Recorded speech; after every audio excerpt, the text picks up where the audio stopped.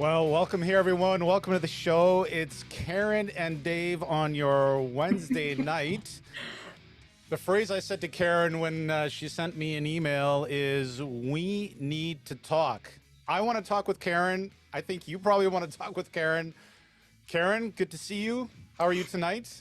I'm great. I'm excited. I'm a little nervous. It's thrilling to see all these folks joining us and lots of friends here. So, yeah, looking forward to the Absolutely. conversation.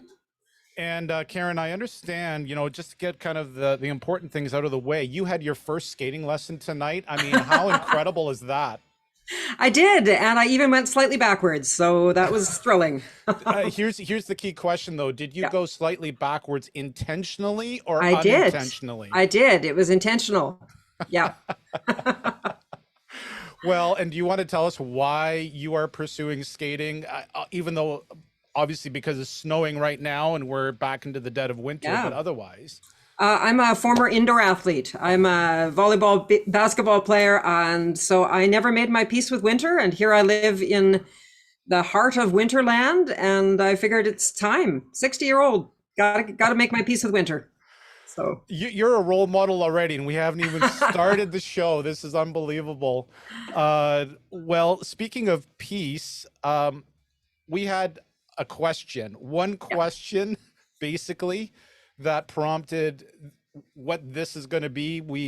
You sent me an email, and the question was, is non-violent resistance in a situation of open conflict, is it just great theory or is it actually good in practice? And we want to talk about that tonight. Do you want to make your case right now? No, we'll get to it. But really, it's yeah, like you know, it's such an intense conversation. It's right now it's in our face, but it isn't only Russia, Ukraine. There's lots of other spaces where that's a reality. So how do we have this conversation? I'm going to just say a quick word of introduction. You can introduce yourself, Karen. Why don't you just tell us exactly where you're situated kind of in the conversation and your role, and then I'll say a few things, and then we'll dive right into the conversation. absolutely. And maybe I'll just also begin with a land honoring and just say that we're here on the territory of Treaty One, lands that were stolen from the Anishinaabe, the Cree, the Oji-Cree, Dakota, and Dene peoples, homeland and heartland of the Métis Nation. And we drink the waters here from Shoal Lake, Treaty Number 3, and use hydroelectric power from the lands of waters of Treaty 5. We're all treaty people, and as such, our community and myself and you commit to engaging with, questioning, and critiquing the structures and practices that perpetuate injustice experienced by Indigenous people in Manitoba and throughout Turtle Island. So I'll begin there as a settler. And I love the fact that people are starting to put stuff in the chat about where they're from. So please keep doing that for us. That's great. I come to this conversation, David, because I feel like I feel it in me that when really difficult moments happen, and right now we have a difficult moment sort of coming to everyone's attention in Ukraine. Obviously, there's other places around the world, including here. And one of the things that happens in me is, and I think it happens to many of us, is I stop feeling like I can speak about peacemaking. I feel disenfranchised or disempowered by what's happening to be able to say things. And it's so ironic because I feel like in this moment, I should feel more empowered. I should be able to say, look, I've been saying we need to have alternatives. And isn't it obvious looking at what's happening in Ukraine that we need alternatives? And yet for some reason, instead, we feel shut down by that. So I think we need to talk, and I'm really glad to be having this conversation with you and with all of us here. And what's your day job? Forgot about that. Yeah. That situation. My day job is that I teach in the conflict resolution and international development studies programs at Menno Simon's College of Canadian Mennonite University and University of Winnipeg. Yeah, and how long have That's my day you job. it's been a number of years. Yeah, I first started teaching there 25 years ago, but 10 years Wow. full time, 10 years plus full time. Okay. Yeah. And And your day job, David? yeah, well, I'm David Balzer. I've been at CMU at the Shaftesbury campus for about 12, 13 years now. Teach in communications and media. and was asked a number of years back to come and kind of imagine and think into what that could look like. And it's been, I like to say to people that I have the privilege of imagining all of it and teaching some of it. So by no means do I cover all the bases, but I have been privileged to kind of lead some of that. And so when we were talking about this question of this strange dynamic of at least believing in principle about in nonviolence, and then feeling, I love the way you said that, feeling disenfranchised by the moment, like kind of, this is the very time when it feels awkward to say the word nonviolent. I previous to CMU, I was on CJOB with a radio show called God Talk, and whenever we talked about nonviolence in the face of open conflict, it was extremely intense. The conversation, there was a something pushing back on that idea, and so we want to unpack some of that tonight. And invite you. Here's how we're imagining the show. We're going to have a bit of conversation to just get some ideas on the table. Then we're going to go to the callers. In other words, flagging us with a raised hand in the Zoom chat, or dropping a question in there. Or we also have a phone number that you can call. Like, you can literally call this show, and I'm going to put that in the chat right away. And then we have kind of a fun little feature. You may have noticed the phone on my left, your right here. As far as I can tell, this phone actually works. It goes back to about 1957. And if you have an age-old question, kind of vintage question about the conflict or about nonviolence, then I mean, you can call anytime, but it's my home phone number. I will put it in the chat. So, but if you want to call that phone, absolutely, you can do that as well. So we have lots of ways that you can interact. So we're going to have a bit of a conversation, have Karen, have you kind of unpack things for us. Then we'll go to the calls, take questions, interaction. Then we have a guest coming to join us. First episode, we have a guest already. It's awesome. A student who gave an incredible speech at a peace speech contest a couple of weeks ago, and she's going to join us. And we'll listen to some of her thoughts, and then we'll go back. So putting content on the table, and then going to the callers, having conversation with you. We want to work it out. I'm in my basement. You can tell, right? This looks like a basement. Karen, you're in your stairwell. Yep. So we're kind of right where we live, trying to figure this out, and we'll just see what we can develop over the course of this about 40 minutes or so, I think, is what we're aiming for here. Okay, enough introduction from me. Karen, answer the question. Is there a role for nonviolent resistance in the situation of open conflict? And I would say absolutely. And I'd say a number of things about that. One of the things that I really hope people are aware of, and if you're not, I hope you will be after tonight, is this really excellent book called Why Civil Resistance Works, by Erica Chenoweth and Maria Stephan. And one of the things I love about Chenoweth and Stephan is that Chenoweth is a poli-scientist who was extraordinarily skeptical about nonviolent action, and was challenged to try to prove her skepticism. And she said, okay, I'll do that. I'll show you why nonviolent action isn't a useful tool. And so she and Maria Stephan looked at several hundred cases of nonviolent resistance in the most difficult circumstances, against occupation, trying to overthrow a dictatorship, trying to secede. And what they came up with was really clear evidence that nonviolent resistance is actually significantly more effective than violent resistance. And so there is a role for it. And the other thing we're seeing it on the ground in the conflict in Ukraine, and again, we could be drawing examples from other places, and in other talk shows we will be, because we're going to be doing this, I think, every 2 weeks. But we're seeing lots of examples of people carrying out nonviolent resistance. We're seeing it in Ukraine trying to oppose the invasion. We're seeing it in occupied areas in Ukraine. We're seeing it in Russia and Belarus, around the world. So we're seeing it happening in live time. The problem is we tend to get focused in our society on the military responses rather than the nonviolent responses. So how quickly, Karen, can I be the skeptic? Yeah, right away. Can I do that right away? Absolutely. Okay, as far so far, I believe we've had one of somebody left a voicemail as Mhm. soon as they heard about this event happening, and the audio isn't fantastic on our on our callback line, but I'm going to play it, and it's the question that I think is probably on people's minds. So here's the this is somebody left a voicemail and asked a question in relation to what you just said. Here it is. Hi, my name is Dan Balzer, and my question for your conversation is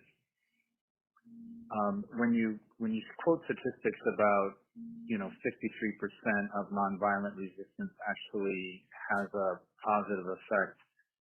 Is that Does that work in global conflicts like the ones that we see in Ukraine and Russia, or is that data coming from, say, smaller social movements? Just curious to know what the comparison or benchmark is for that. Thank you. Yeah, Bye. So this whole idea of like non-violent resistance, like what's the benchmark? Are we, right. because I kind of in my head I can kind of say, well, I could see we could make a little bit of change on a small scale conflict, but literally am I going to, am I gonna, like, to be really candid, am I going to send a message to my to people I know personally right now in the middle of Ukraine that I'm Mhm. following on social media every day and say to them, don't send that ammunition in that Jeep to the front? Right.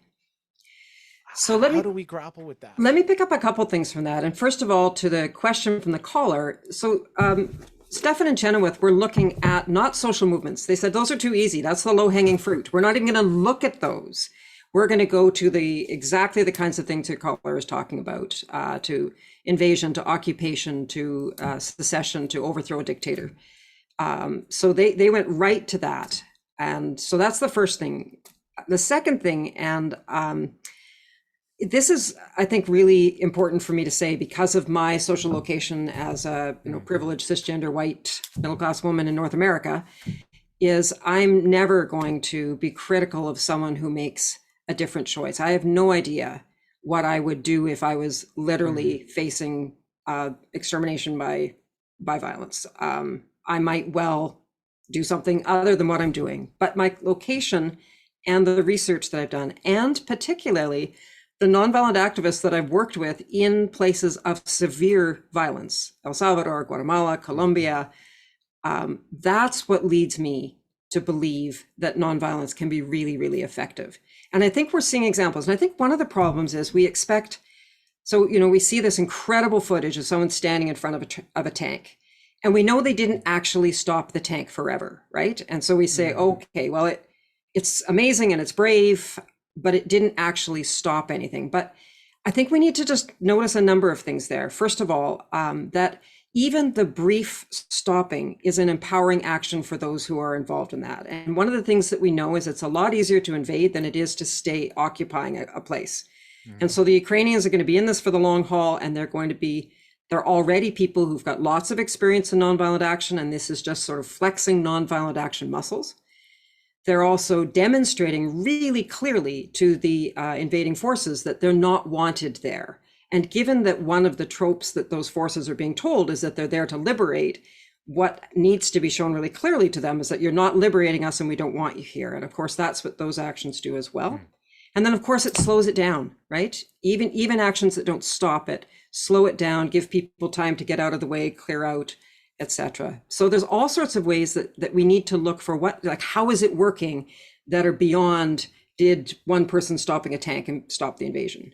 So is it fair to say that kind of the core of the argument is to suggest that those small actions that really seem like they're only touching a very local expression of resistance does actually add up. I mean, is that Mhm. what the research found, was that it actually adds up to like a Yeah. withdrawal of the invading force? Or, like Yeah. if people say, well, we want this to resolve,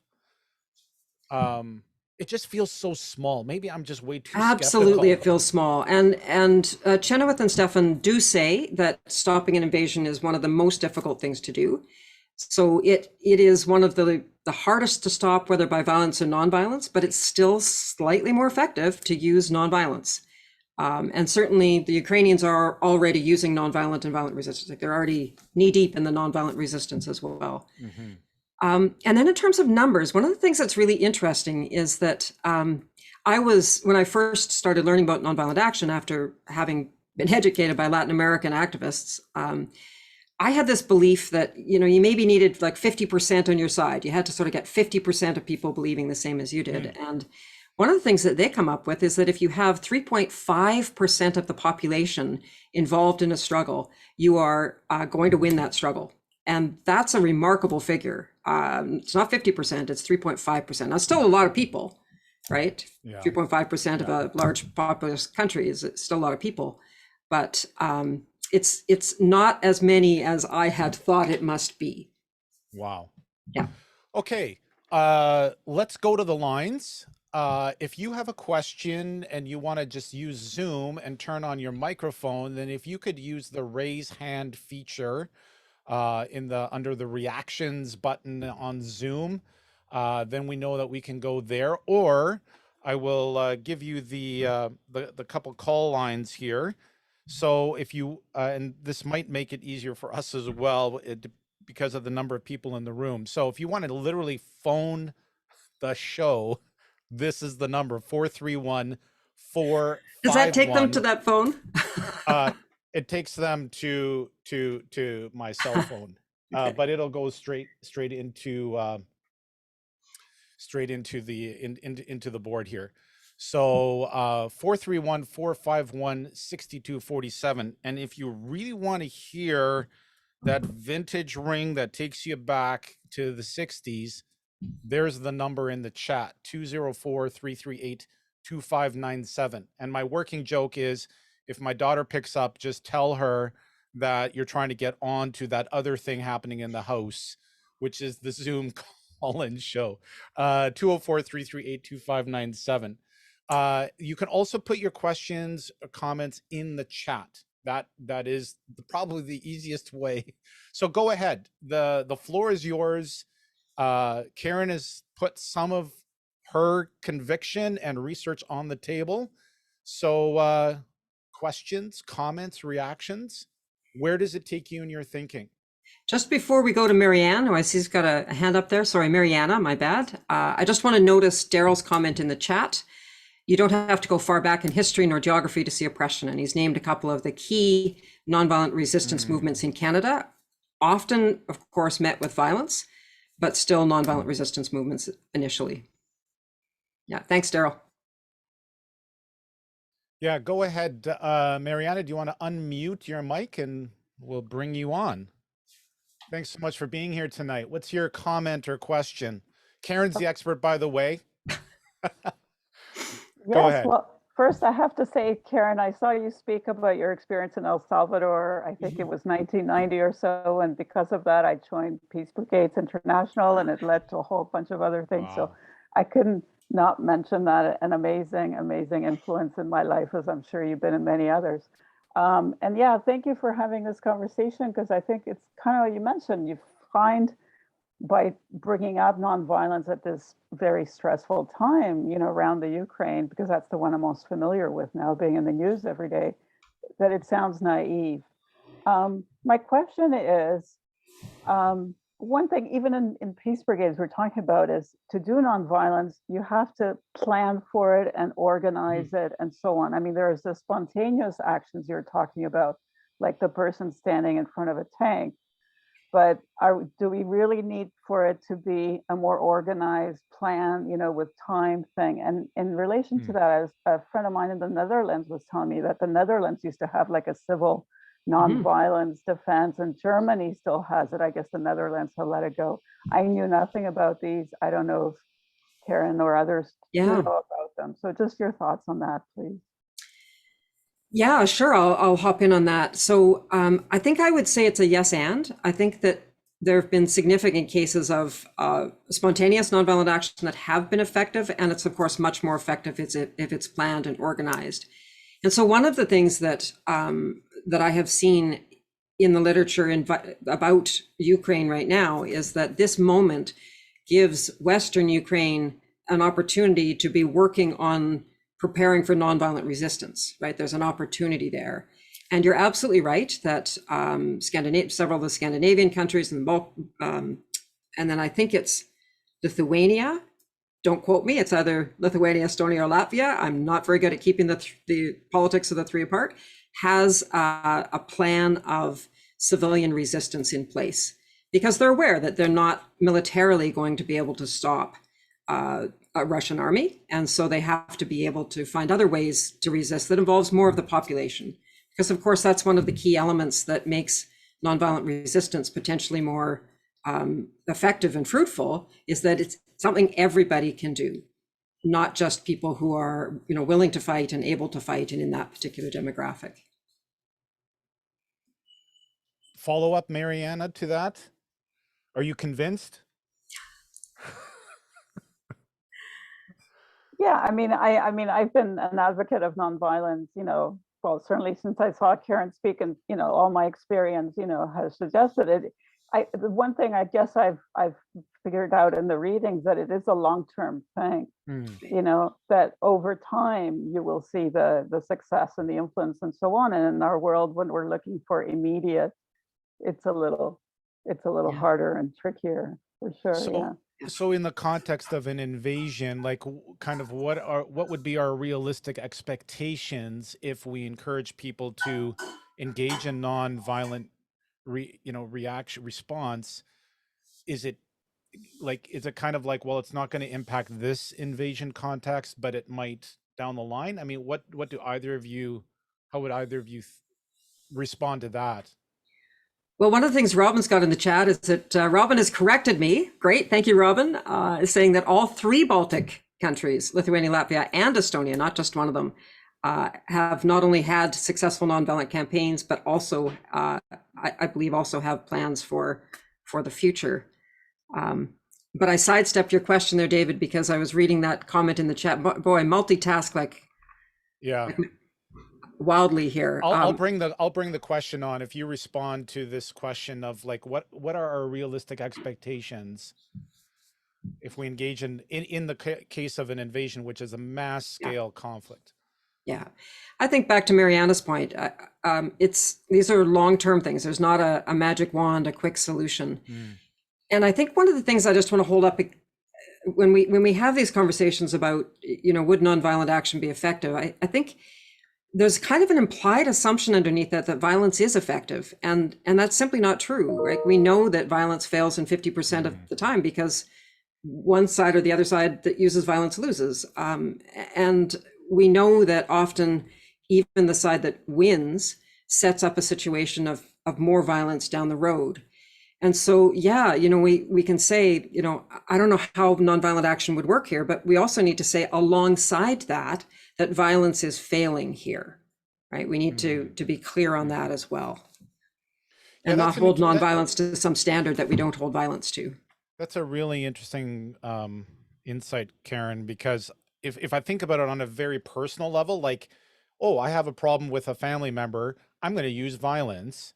We would say, people would look at that and go, you're really setting yourself up for a horrible situation if you do that. But when we look at a large scale national conflict, we kind of can kind of feel like, because we're, seeing it in the news all the time, that, oh, we need heroes to go and fight. Right. But we wouldn't say that to a family member. You know what you should do? You should really go and start fighting. That'll really make things better. Right. So the logic is, on a large scale, it's a tough one. Thank you so much, Mariana. Any follow-up comment, Mariana? Well, I was going to say, just on that sometimes we would be criticized for thinking about nonviolence as a sacrifice. You're putting yourself on the line against an opposing force. But I mean, of course, soldiers are losing their lives, you know, so we don't talk about that. You're right. It's just, it's phrased as a hero as opposed to as some kind of Right. a, you know, the terminology I find so interesting. So Yeah. thank you though. Yeah. Yeah. And I think Thanks. that speaks to our kind of obsession with violence as Yeah. the possible solution. We also tend to say we have this inequality in how we judge nonviolence or violence. If a violent approach fails, for example, in a military campaign, we say, oh, they did this wrong and they did that wrong.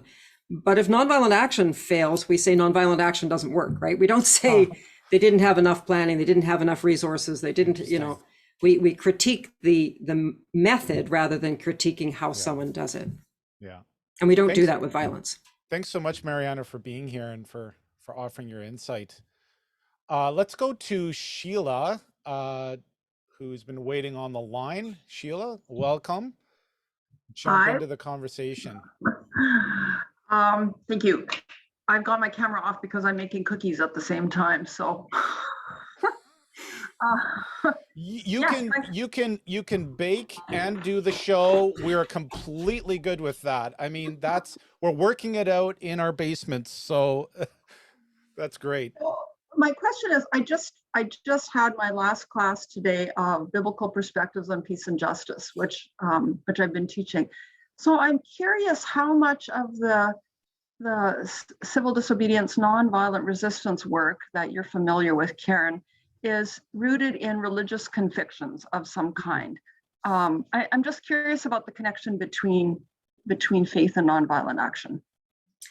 Yeah, in my experience, there's a range. There are lots of people who carry out nonviolent action who do not have a spiritual connection to it whatsoever, but see it as the most effective tactic. Right? That this tactically will be the most likely thing to get a success, so we're going to use that one. And then there are others who definitely have a spiritual connection, whether it's to the Red Path or whether it's to Christianity or Buddhism or Sikhism, Islam. Lots of really interesting literature about Islam and nonviolence. So I think there's a range. If people are interested, one of the things that we want to point people towards is the website that we're creating at CMU. And it's going to be populated with more resources, and I'm going to be putting some resources up there. There's a wonderful article by Walter Wink on that deconstructs that whole turn the other cheek passage as Sheila's nodding like, yeah, know that one, but that deconstructs it as a turn of as an act of resistance. So we're going to be making sure that we get some of those resources up there. But Sheila, it's a range, I think. And I just put the link in the chat there. If you're looking at that, that'll take you to the website. Thanks, Sheila. What kind of cookies are you baking? Chocolate cookies with white chocolate chips for my class tomorrow. Is there any way you could get that out to us tonight in some way? I mean, that would be wonderful. Well, so far it's only at this batter. Oh, I love it. I think it's a bit cruel to talk about it and not share, but just saying. Well, she showed it. She showed it to us, so that's great. Thanks, Sheila. Let's go to Daryl, and then we're going to bring in our guest. But go ahead, Daryl. Yes, as a follow-up to the religious spectrum, I was the political advisor during the situation in Caledonia, the occupation there. And we had intelligence reports that we were going to be, the lines were going to be overrun by the right-wing extremists. So the OPP were doing their best to keep the lines separated. In order to prevent any situation from developing, I approached all the churches in Caledonia. I asked them to join us that night in their robes and circulate among the crowd. Of all the churches in Caledonia, not one was willing to participate. That they were told by their upper authorities not to get involved. That it was quite disappointing, the between the lack of courage and the direct orders not to participate. what I eventually did was get the United Church in Oswego to come out, and they got the United Church ministers from Hamilton and Burlington to come out. And what we did was we walked among the crowd, and anybody who was starting to do any rabble rousing, we surrounded them. Hmm. Suddenly, every four-letter word quit when they were surrounded by ministers. Yeah. And that's why when it comes to uh, nonviolent resistance, people think it is passive when it is the actual opposite. It is a very active Hmm. decision, and it takes far more courage to get in a crowd like that when you're vastly outnumbered. And don't assume that just because the police or um, they're the member of the cloth, that they're going to step up and help keep the peace, because it's not true. Daryl, can I just ask a follow-up question from your experience? And thanks so much for joining the conversation. When you talked about the clergy not stepping up, I heard some emotion in your voice. What do you what how do you feel about that, your attempt to call people in? How do we make sense of that experience that you had? Well, it was frustrating given the fact that what I was trying to do was, um, before you get into peacemaking, you've got to more or less maintain the peace. It's far easier to keep peace while there's not fists being thrown or shots being fired. I had hoped that the church would recognize that and be willing to step forward. When I was instructed that they were advised by their bishops not to participate. Hmm. That was the most gutless act of cowardice I have ever imagined. Hmm. So I'm not sure how diplomatic you want things, but that's about as diplomatic as I can put it right now. I just want to hop in and say, first of all, Daryl, always great to hear your voice. And I just want to name what a brilliant tactic that was to try to get people to come and be present as that third party presence. And how frustrating I hear that frustration of people not stepping up, and you're absolutely naming that. Just because, so Sheila's question is, are people connected to nonviolence? People doing nonviolence, are they connected to spirituality? And yes, some are, but that unfortunately doesn't translate as people who are committed to spirituality are doing nonviolent action, and that's of course what you ran into. And I'm so sorry that you didn't get the support you deserved. Just a quick follow-up. When we were called into the court in Cayuga, and they were asking the various parties what measures we were taking, nobody really wants to reveal their tactics in an open forum like that, because once you announce it, it's no longer, people can then expect it. So when I came forward and spoke, that got covered by the press, and every church was embarrassed because they were pointed out as being cowardice. They were then instructed, the next time anybody asks for your participation, I expect you to be the first to volunteer. So there are indeed ripples from everything that that occurs. Thanks so Lovely. much, Daryl. I really appreciate you joining the conversation here. Let's go to Colin real quick, and then I love this. Like we're almost through the first segment of the show. I just want to make sure people know that towards the end of the show, we're going to talk about what can people do, because that's a really important question to have. that's the question that Robin is asking in the chat. We will get to that, Robin, absolutely. Colin, go ahead. Your question or Maybe you comment. want to pick this up. Karen, maybe you want to pick this up in the next section, but you did say that in Ukraine, folks are knee deep in nonviolence. I'd like some, if you could give some, what you meant by that. And I'm looking at, I've read some of Chenoweth. It's been a while, but one of the things she said in an introduction or the abstract in one of her more recent pieces was, she says, over the last 50 years, nonviolent civil resistance has overtaken armed struggle as the most common form of mobilization used by revolutionary movements. Her context is generally that internal revolutionary piece. And as you've said, the most difficult place is in the context of war, you know, an aggressive war. So linking that with my first question, concrete examples, and in the context of an aggressive war, what are we talking about in terms of nonviolent resistance?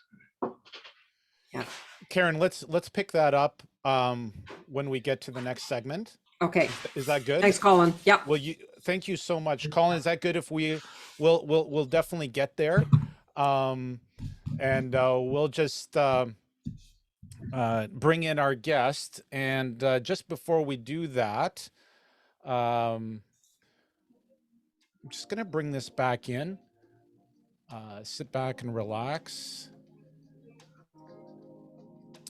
The forecast tonight is low of -1 in the early evening with snow clearing to a low of -6, down to -9 tonight, and then cloudy tomorrow with a high of 1 and -2, and showers expected with cloudy periods throughout the day.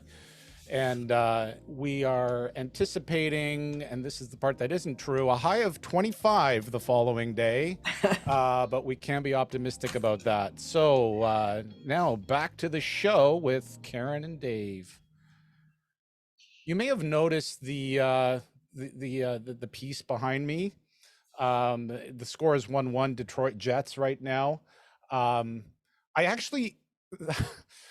And we won't need to talk about this more, but I put it up there, Karen, particularly because I feel like that's the reality of life right now. We've got these images that are popularized and that we are experiencing of militarized kinds of ways of being. And I debated long and hard, do I put my Jets jersey in the background or not? And I'm like, you know what? I'm going to put it there because I'm trying to figure it out.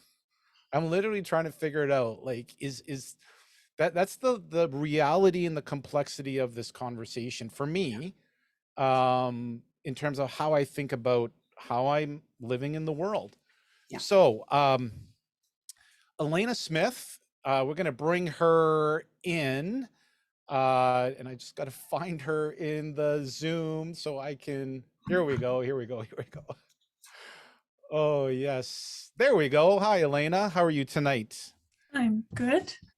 So I'm going to say just a few quick things about the context of how we connected. Alayna is a student at CMU, and on March 25th, CMU hosted the C. Henry Smith Peace Oratorical Contest, the longest name for a contest of any kind, I'm sure, in the world. It's a wonderful opportunity for students to take on a current issue from a Christian peace position. And Alayna was one of the people who chose to spend extra time on top of all of her work to craft a speech. And when I heard that speech and I was thinking about this show tonight, I thought we need to bring Alayna on and to hear some of that. So what we're going to do is we're going to excerpt a short segment out of her speech and just have a conversation to unpack a little bit of how, Alayna, how you make sense of this. But first of all, before we listen to the clip, how did you arrive at your speech topic? So just tell us what it was, and then how did you come to choose that? Okay, for sure. So the speech was on love of the enemy. And I kind of focused on the idea that, I don't know, I feel like for most Christians, that's a pretty straightforward portion of the faith, that you're supposed to love your enemy. But I was looking around at stuff happening in the world, particularly in relation to the pandemic. And when like vaccines started to happen, there's a lot of conflict about what's right, who should we be mandating vaccines, who should we be keeping out of what spaces to keep everybody safe, what's okay. And I felt like, and this happens with lots of other issues too, not just around the pandemic, but that people were not showing love to the people that they disagreed with, that they in their own spaces, maybe when these people they disagreed with weren't around, and they were kind of dehumanizing them or talking about how their opinions were like dumb, or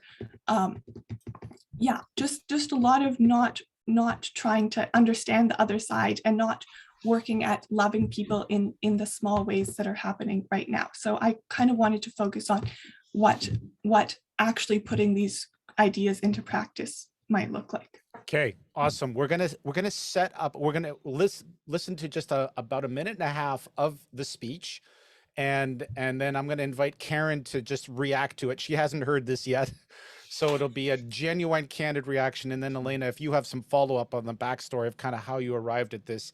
There was a point you made that was so compelling, and that's the clip that I wanna play. Before we go there, Alayna, what are you studying? Just give us a bit of context about what you're doing at CMU, and then we'll go to the clip. Okay, yeah,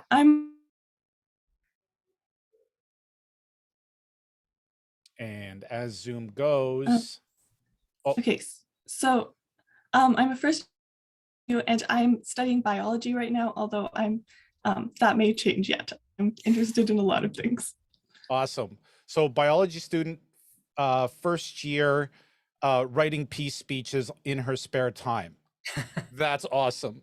Okay, here's the segment. We're dropping you into the middle of the speech, but I think you'll figure out kind of where Alayna was going. Well, love is not about forgiving injustices as they are happening. Love is also not about who is right. Who is right is not irrelevant.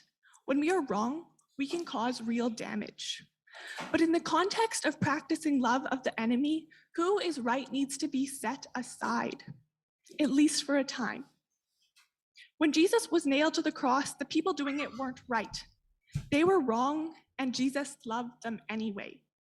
We have all at various times been the one shouting, "Crucify him, crucify him." We have spent the last 2 years living through a pandemic. This disease has torn families and communities apart. But more than that, our response to it and to each other is tearing us apart. One group is seen as walking around with no regard for whether they are spewing a deadly virus into the air. Another group is mandating that a foreign substance be injected into a person's body in order to gain any semblance of a normal life. Now, I know the temptation here is to get defensive about whatever position you hold. Don't. Remember, we are setting aside who is right for a moment. Instead, think about the people you know right now who are your enemies. Maybe not in the traditional sense of the word, but the people you think are wrong.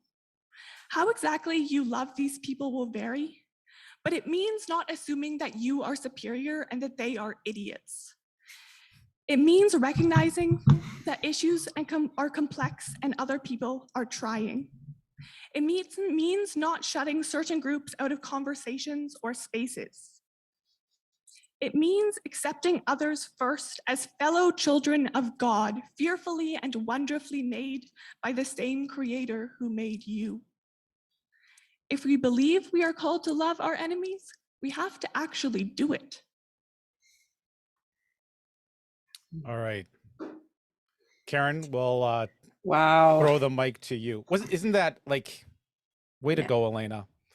Absolutely. And Alayna, I just love hearing not just the words, but the passion in the words. It's super moving. And it's a really, I guess my response to it, David, is it's so ironic that we're having this conversation today. And just before we came on air, I was listening to the news, and I was listening to the fact that the budget that's going to come down tomorrow is going to have an increased military budget, and we're going to go ahead with more offshore oil drilling.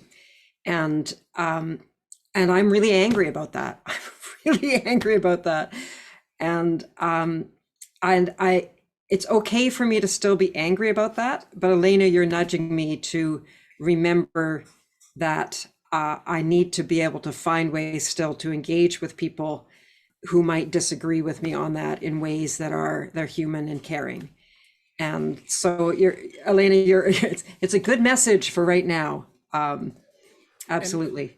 And let me just, sorry, quick aside, that part of the reason I'm even naming that is that is one of the ways, of course, we can respond in Canada, is we can push our government to not see this as a justification for a moment to increase militarization. We know that armed conflict is disastrous for the environment in many, many ways.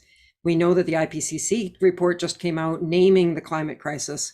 We know that Ukrainians are busy surviving. They're not doing climate action. And so one of the things we can do is carry their load for a little while and work even harder on climate action and make sure that the money that is being spent on militarism is instead spent into the green economy. But we can do it in ways, thank you, Alayna, that still hold onto the humanity of the other. Karen, can I just follow up real quick, and then Alayna, I want Yeah. you to respond as well if you can. What do you make, Karen, of this thing that of I don't have to decide if somebody's right or wrong in order to love them, that we can set this idea of setting aside the demand to be right or wrong, and in when I engage the person that is the other in a sense, is that a part of, like, what do you make of that? Like, or should we be deciding who's right and who's wrong? I mean, it's Wednesday night. It's a simple question. Go ahead. You can just solve it for us, you know? I think one of the things Alayna, to me, is inviting us to do is that that we can call people out on opinions that we think are wrong, but that doesn't make them as a human being, someone who is othered, is wrong. Is it time for my story? Do I tell a story now? Well, let's go to Alayna and then Perfect, and then we'll come back because Alayna's Alayna, calling a story out of me here. Alayna, how did we do with your speech? like where did you come with this? How did you land on that idea of saying, hey, I think this is a way through? Okay, so I was thinking about the right or wrong part was that wasn't the focus of my speech when I was writing it. That was just came out as I was writing it. And I was thinking about why I came to it. And I think it's that often kind of get distracted by the who is right. This is the part where I hate Zoom, because she just said something amazing and for me it froze. I don't know. Oh yeah, sorry, my internet is not fantastic. Go ahead. We often get distracted by who is right or wrong, and then we forget to like focus on actual issue that's at play. And when I'm thinking about conflict in my own life, I often think about my sister, because that's often where it comes up. And there's lots of times when we disagree over super dumb, and what the actual outcome doesn't really. I get so fed up on like why I'm right, and I just like hitting her over the head with all the reasons why I'm right, and we get distracted from we are trying to figure out how to live together well, and it's a tricky. We really just need to move forward with a solution, and worrying about who was right before isn't really helping anything.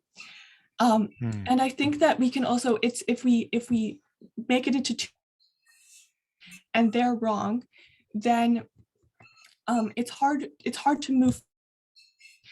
It reduces the other side to just being wrong and forgets that they're human, and it also doesn't really allow for change. We don't allow the other side to maybe change their mind, don't allow for the possibility that we might be wrong, and it makes it really hard to move forward with anything that's actually going to be helpful. That's really, thank you so much, Alayna. Karen, you said that it prompted a story for you. So I won't tell it in length here, but Mariana referred to a story that I tell a bit more often, which is about having been briefly arrested in El Salvador. And one of the stories I don't tell is very often is a story that precedes that, which is when I was really new in Central America and didn't speak much Spanish.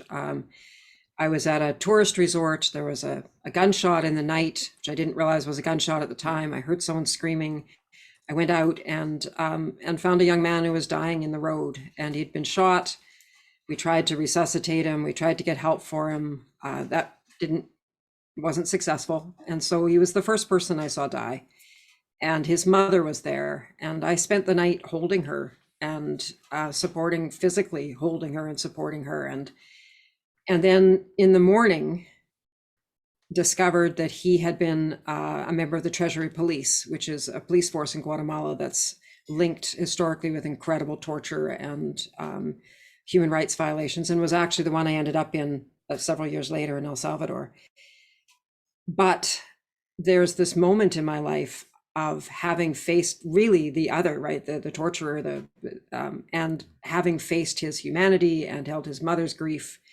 And for me, that's disrupted my capacity to other in some really profound ways. Although I need to get reminded of it by people like Alayna. So that's and then that enabled me to be able to be more effective when I was dealing with people in El Salvador, because of exactly what Alayna's saying. To be able to, if we can still touch the other while being able to hold a disagreement.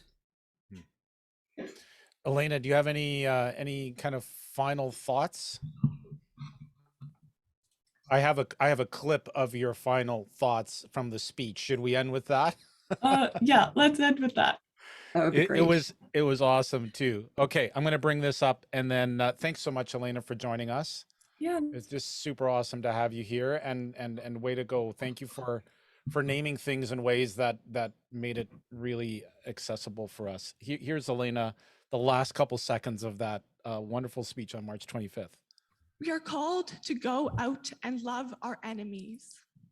We are called to love in small moments, in the petty fights and daily annoyances. We are called to love in big ways when real lives are at stake. We are called to love when there's injustice. We are called to love when we are right and they are wrong. We are called to love when we are wrong and they are right. It is hard when it is small, and it is hard when it is big, and it matters every time. Jesus said, love your enemies. Go and love your enemies. All right. Yeah, and I wish you would have heard all of the speeches. Alayna's was really, really moving for a lot of people that were there. We're going to transition just a little bit. I'm looking at the time. Karen and I thought if we were the only ones, if we were the only ones who showed up in the Zoom room, then it would be a short show. But you've all made it just incredibly wonderful. But we are looking at about an hour here, and we did say like we will come back on April the 20th and do this again. And so I think we're going to transition here. We do want to get to the what do we do? What are the action steps?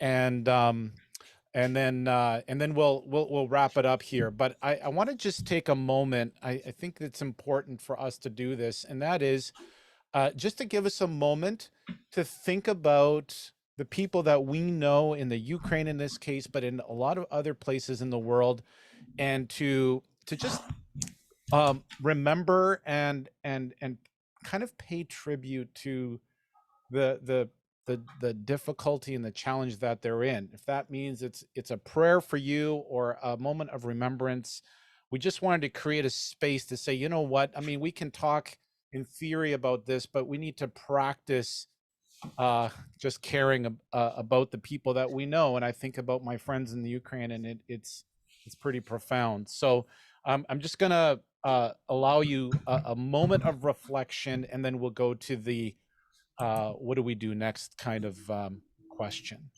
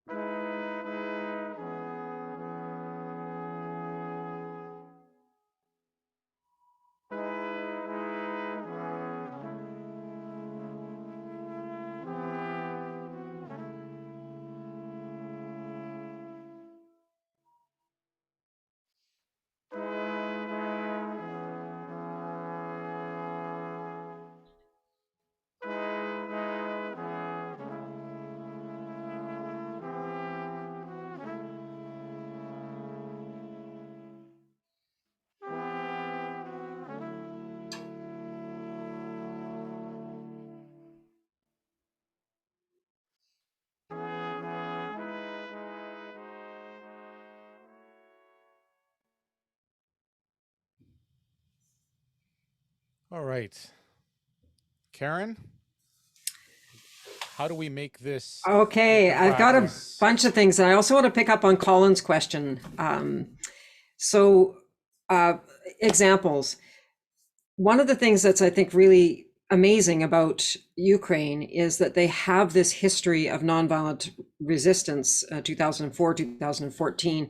So they already have a sort of a robust history in being able to do nonviolent action. And so there's all sorts of different types of actions that are happening there, whether it's the things like stopping the tanks or creating obstacles or hackers or really creative hacking where people are trying to get more effective messaging into Russia. And so they are, for example, going on TripAdvisor websites in Russia and saying, great restaurant, except that we didn't really want the invasion and this needs to happen and this needs to happen. And so lots of really creative ideas that are happening there. Great use of music in occupied areas. People have been getting together and singing in the town square.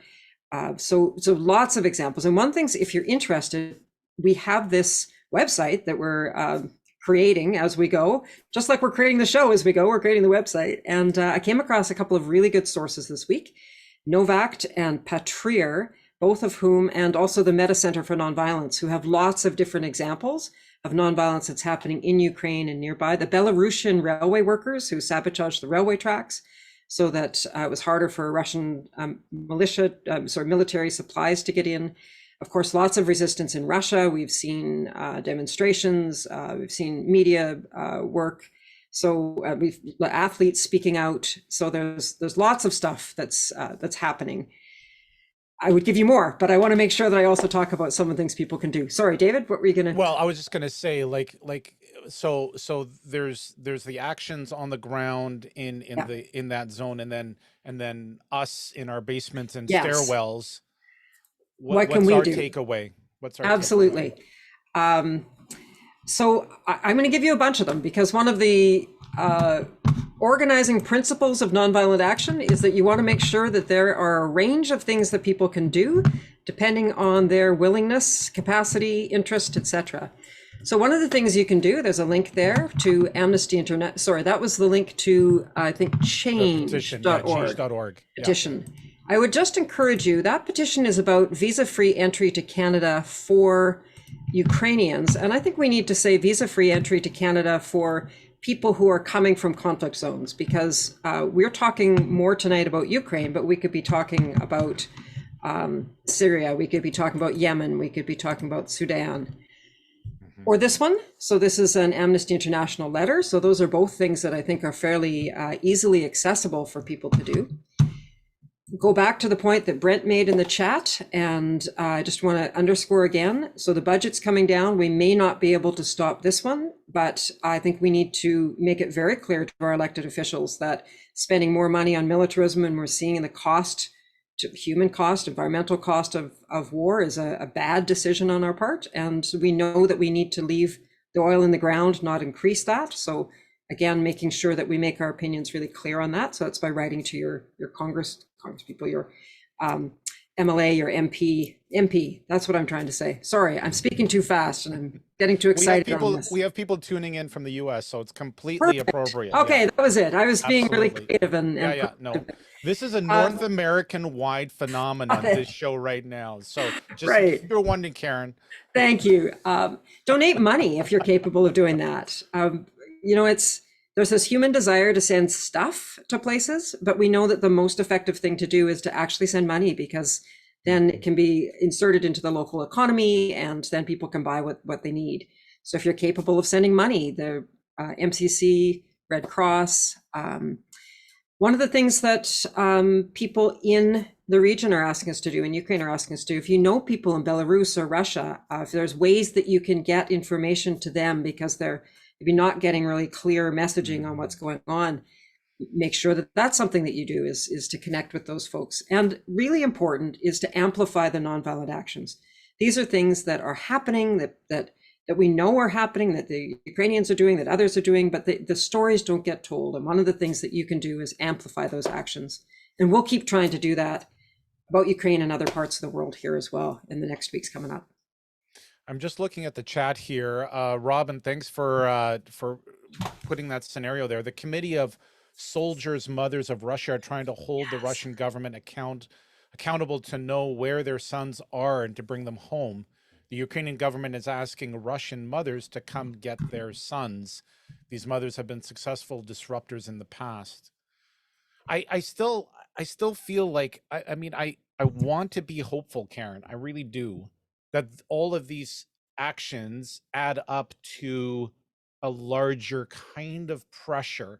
So if you were to kind of to sum up the kind of the hopefulness or the possibility of action, are you asking us to simply say yes, it actually is all these small things added up that create something bigger?